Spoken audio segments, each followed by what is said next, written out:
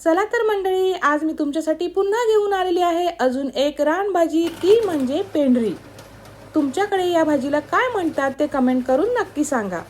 आता या भाजीची दोन्ही साईडचे मी टोक काढून घेतले, मधोमध कट देऊन ही भाजी छान अशी चिरून घेतली। ही बघा, आता ही आपल्याला उकडवून घ्यायची आहे। 2 मिनिटातच ही भाजी छान शिजली जाते। आता थंड झाली की याच्या आपल्याला बिया काढून घ्यायच्या आहेत। याच्या बिया खूप कडू असतात, त्याच्यामुळे या काढूनच घ्यायच्या। हे बघा, अशा पद्धतीने। आता करूया फोडणीची तयारी। खलबत्त्यामध्ये घातलेलं आहे लसूण आपल्याला चेचून घ्यायचं आहे।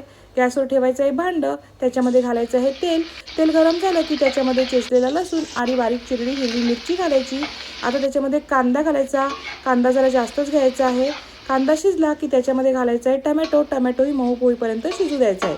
आता त्याच्यामध्ये पाव चमचा हळद आणि अर्धा चमचा आगरी मसाला घातलेला आहे। मसाले मी घरचे मसाले म्हणजे ज्योतिष मसाले वापरलेले आहेत।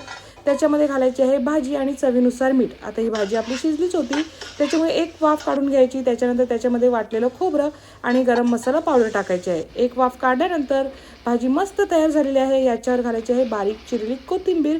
अशी आपली रानभाजी पेंढरी तयार झालेली आहे। तर तुम्ही एकदा ही रेसिपी नक्की ट्राय करा।